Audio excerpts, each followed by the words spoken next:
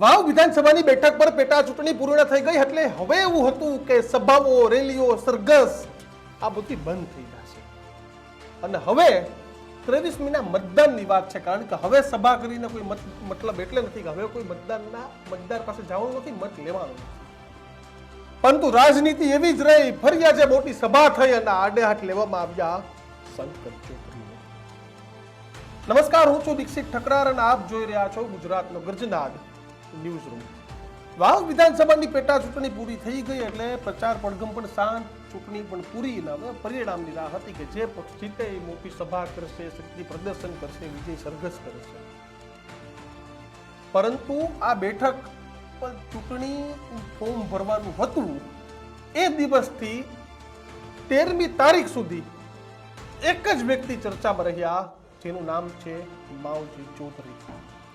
છેલ્લે સુધી માવજી ચૌધરી ચર્ચામાં પણ રહ્યા અને સાથે જ અનેક આરોપો પણ લગાવ્યા। કોઈ પણ ભાજપ નહીં, કોંગ્રેસ નહીં, કોઈ પણ વિપક્ષના નેતા પણ બોલવાની હિંમત ન કરે એ શબ્દ પણ બોલ્યા કે મારે પાટીલનો પાવર ઉતારવાનો છે।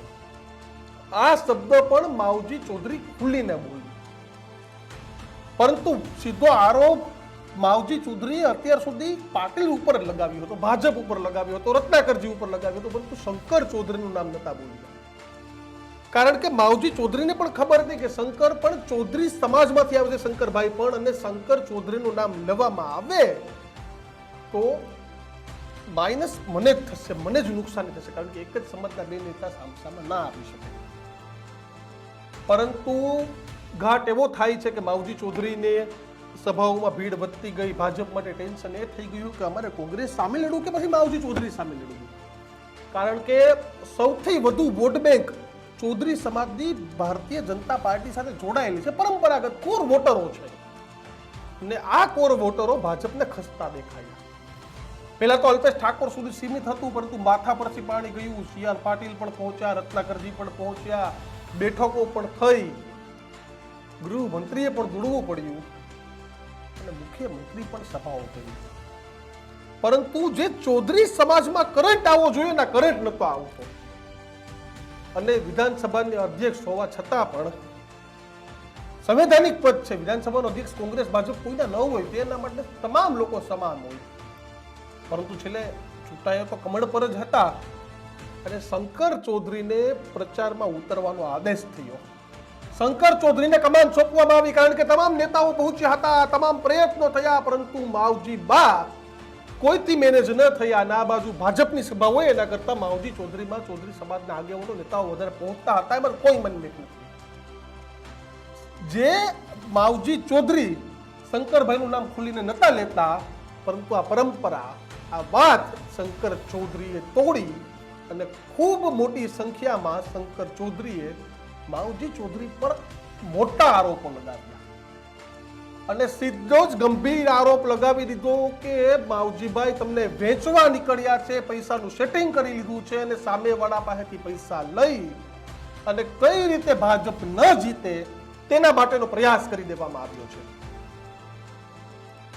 વાત અહીંયા પૂરી નથી થતી, કારણ કે શંકર ચૌધરીએ ખૂબ મોટા આરોપો લગાવ્યા, પરંતુ માવજી ચૌધરીની એ જ દિવસે એ જ સમયે સભા હતી, પરંતુ જ્યાં સુધી શંકર ચૌધરીની સભા ચાલી ત્યાં સુધી માવજીભાઈએ લાઈવના માધ્યમથી શંકર ચૌધરીની સભા સાંભળી।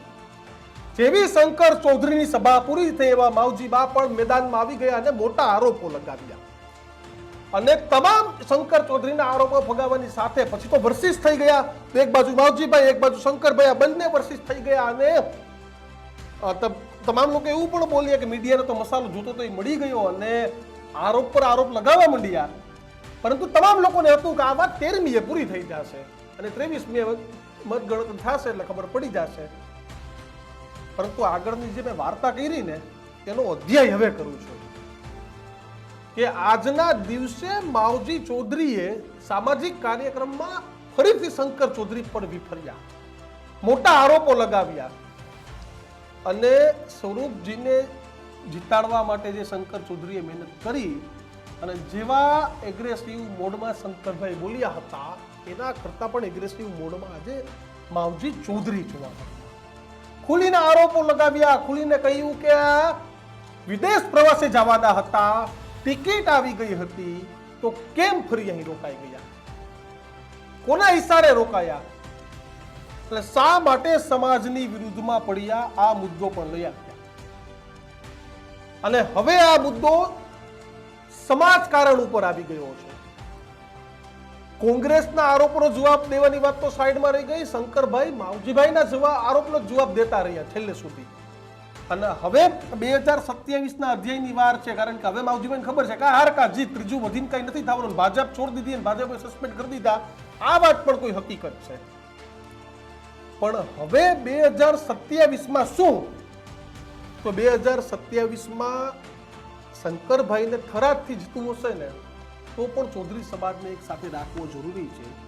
અને વાવથી જીતવું હશે તો પણ જરૂરી છે, કારણ કે અગાઉ વાવથી તો શંકરભાઈ હારનો સામનો કરી ચૂક્યા છે. અને હવે થરાદ જાય છે અને થરાદથી લડે છે. તો માવજીભાઈ 22માં તો સાથે હતા, પણ આજના નિવેદનો, સભાઓ અને જે પ્રમાણે શંકરભાઈ આરોપ લગાવ્યા, શંકરભાઈ માવજીભાઈને હરાવવા આવ્યા હતા, એટલે એ નક્કી છે કે સમાધાન ઉપર વાત તો આવવાની નથી. હવે માવજીભાઈ પણ હરાવવા જવાના છે. ત્યારે પડકાર 2027ના છે કે ભાજપને કોઈ નુકસાની જાવી હોય જાય, કોંગ્રેસને કોઈ નુકસાની જાવી હોય તો જાય, પણ માવજીભાઈ જીતે કે હારે, શંકરભાઈ માટે 27માં કપડા ચડાણ છે. આ નક્કી વાત છે. કારણ કે તમે જે રીતે વિરુદ્ધમાં પ્રચાર કરવા ગયા ને, પછી આજે માવજીભાઈએ જે રીતે જવાબો લીધા, એ પ્રમાણે એ વાત બહુ નક્કી છે કે 2027માં કપડા ચડાણ અને માવજીભા સીધી રીતે આડા ફાટ્યા છે. કારણ કે આજની સભાના તમે અંશ સાંભળશો ને તો ખબર પડશે કે કેવા પ્રકારની સ્થિતિ હતી.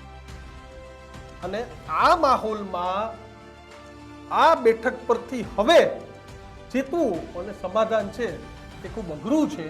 ત્યારે શું લાગે છે ચૌધરી સમાજની દિશા આગામી સમયમાં કઈ તરફ જશે? કારણ કે જે ચૌધરી સમાજ, માવજીભાઈ પહેલા કોંગ્રેસમાં હતા, પછી ભાજપમાં બી એક સાથે રહ્યા અને ફરીથી વિખવાદો છે તે શરૂ થઈ ગયા છે.